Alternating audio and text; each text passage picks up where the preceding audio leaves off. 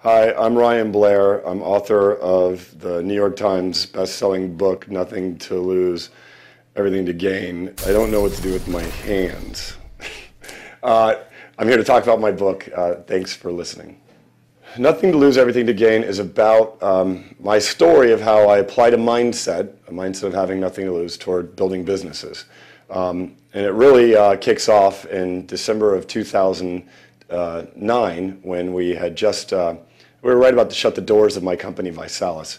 I'd sold it to a public company in August of 2008 for a $100 million deal. I got filthy rich, and then the recession wiped it out, and my multi-year earnout and my $100 million was gone.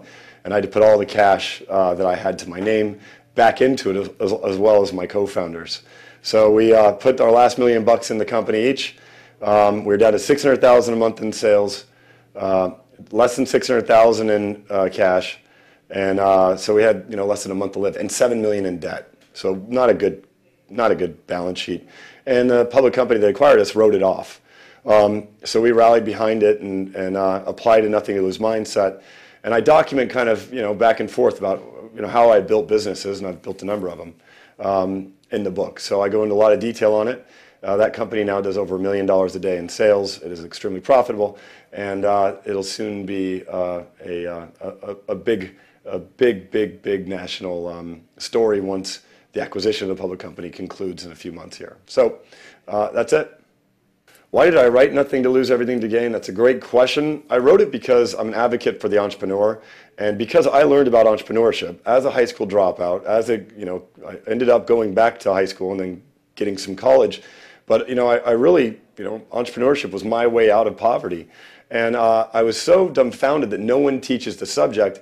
And frankly, most business books out there aren't worth the paper that they're written on. So I wrote it because I wanted to add to the genre of entrepreneurial thought and create a conversation around entrepreneurship and really inspire a generation of millions of people to become entrepreneurs. Who is my audience for Nothing to Lose, Everything to Gain? Anyone who hates their job, dreams of being a rock star multimillionaire, or wants to understand how an entrepreneur thinks. And I believe everyone should want to understand that, because your jobs are provided by entrepreneurs, your cars are created by them, your books, everything. This, in fact, internet channel that you're on right now is an entrepreneurial vision. So I think everyone should learn about the subject of entrepreneurship. What initially got me involved in a street gang was I lost my dad, and my mom had a tough time with alcoholism. My brothers and sisters had all disappeared when I was 13 years old. And at the age of 13, my sister's best friend, my first crush, Jennifer Jordan, was murdered in a drive-by shooting on my street. So I naturally joined the rivalry against the gangs that were targeting her, and us for that matter. So I didn't have a choice. I got jumped in, I got forced in. And then, as soon as I did have a choice to get out, I made a choice to leave. The way I extracted myself from gang life, and my advice to the kids I mentor, is you have to get out. I got a job. I left the neighborhood. I was lucky in that my mother ended up dating a guy who was a very successful entrepreneurial icon in our community, and so I had a lot of luck head my way, and then I took a shot and I took advantage of that luck, and now I try to be that luck to a lot of people I mentor today. What was it that got me on the right track? Literally, when my mom started dating that entrepreneur, I got on my knees and prayed and said, if this is my way out of the hell that I'm in, and the poverty that I'm in, and the fear of being shot, and the fear of going to prison, and fear that my mother would be hurt because the rival gangs were targeting her, I knew I had one shot, and it's kind of like that 8 Mile Eminem song goes, you get one shot. And so I took the shot, and I've continued taking shots ever since. What about being a juvenile delinquent has helped me later in life? Well, now I'm an adult delinquent. I think that I learned a lot of things. I learned leadership. I apply organizational leadership. My business, Visalis, is a multi-tier incentive-based compensation structure, much like all corporations are. But there's a lot of things that I've learned and I apply as a result of seeing street gangs, seeing economics, seeing how street gangs are really illegal entrepreneurs, and some are very big illegal companies, and some are small little startups. So it mirrors a street gang, and systems of poverty mirror systems of wealth much more than the middle class does. because on the street, people in poverty, they work hard, they hustle, and they make money taking large risks. And that's the same thing that you see in the wealthy neighborhoods. In the middle, you don't see that. You see comfort. So that's the reason why I think you see so many rags to riches stories that emerge from rags. My educational background is I have ADD, as you probably can tell from the dialogue here. I have dyslexia, but I did discover that I had the ability to auditorily remember nearly everything, including tonalities, words, and so forth, which is kind of a pain when you actually prefer not to remember certain things. But as a result of that, when I actually did go back to school, I went to continuation high school. I dropped out because I was in trouble all the time. Then I went to a community college to get try to get my GED or my high school diploma. And then from there, I learned about this learning ability that I had because I would record the classes. And if I could play that tape, I could retain everything the professor said. And then ace the test. So all of a sudden, I'm on the dean's list, and then I'm transferring to a school called Cal Lutheran University, at which time I started my first startup, 24/7 Tech, got that company to start having some success, and then left to become a full-time entrepreneur while I was about a senior. How did I start my first company? I started as an entrepreneur in the 1999 timeframe, and if you recall, that was the first dot-com bubble, when all you had to do was, figure out a way for every dog in China to show up on your Excel spreadsheet, and you get $1 billion for it in an IPO. So I wanted to get into technology. I wanted to make a lot of money, and I got the entrepreneurial bug. I think a lot of people have it. I worked on it at night. I had a day job. I was a software engineer, and I worked in a firm that was producing software products, hence the reason why I have significant technology investments. So I got the bug. I worked on it at night, at home. I got passionate about it, and then I ventured off on my own. How many companies have I founded to date? The first was 24/7 Tech. Then there was Sky Pipeline, which we sold to Covad. Then I founded Path Connect, which was recently sold. And then Path Connect was sold to Solution X, which I was technically a founder in that organization. We just sold Solution X to iCentrix. FragMob is one that I'm technically a founder of with Jade Charles. That company's got a lot of promise. It's brand new. Ski Space with Bodie Miller, I was a founder of. That one we're working on.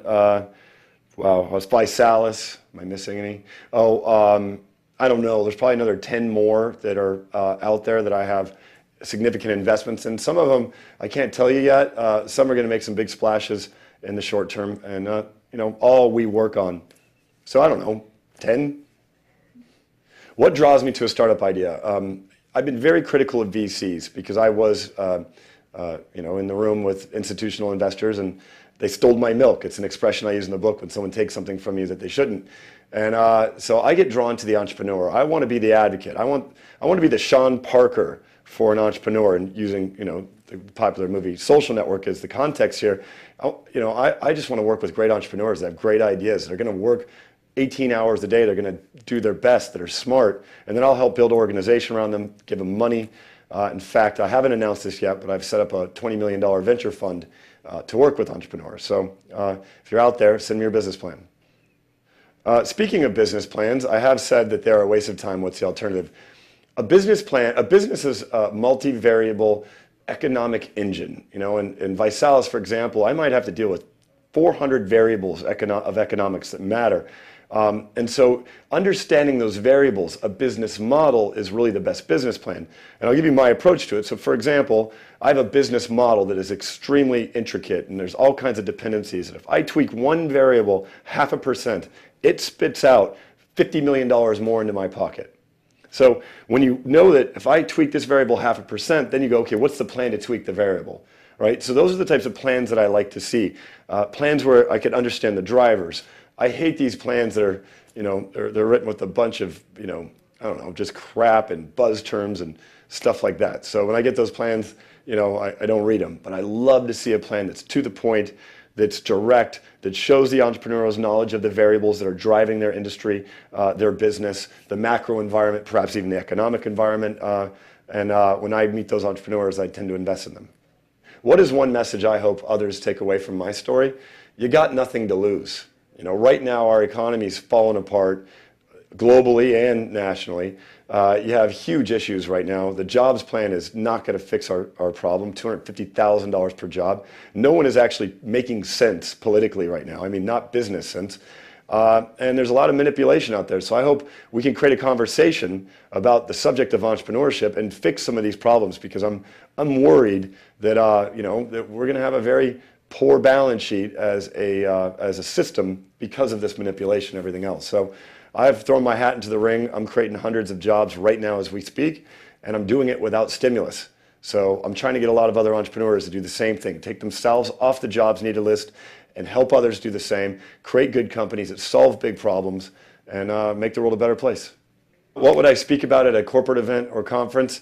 I'm knowledgeable in a number of areas. I know a lot about business. I know a lot about motivating myself internally.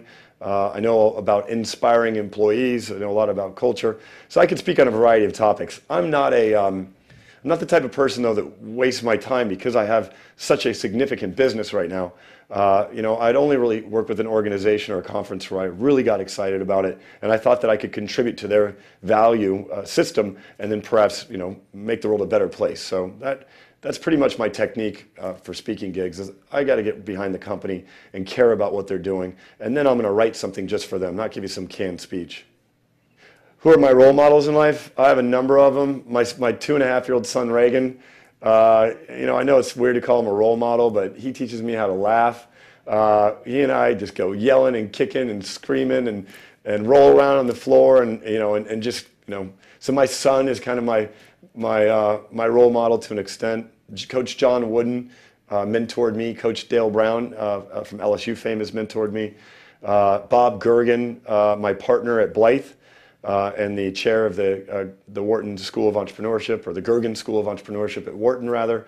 I've got a lot of role models out there. So, I look up to a lot of people. And, Tony Hsieh, for example, is a role model to me, what he's done at Zappos. And I've had the privilege to be able to pick his brain a few times. And I can tell you, there's a lot of role models out there. Another fan asked me about business models that were spot on. Mahalo is spot on. You guys are doing the right thing by viewing this content and the other content resources that they have. Follow this company. It's up to big things. I'm a big fan of it. I think that anything that's social media, that is sharing, that is creating context, that is creating conversation, is spot on right now. The world is changing fast, and I'm excited to be a part of that. Do I think social media is essential to the growth of businesses today? I'm going to give you another way to think about this. If your customers were your friends, would you have better retention of your customers?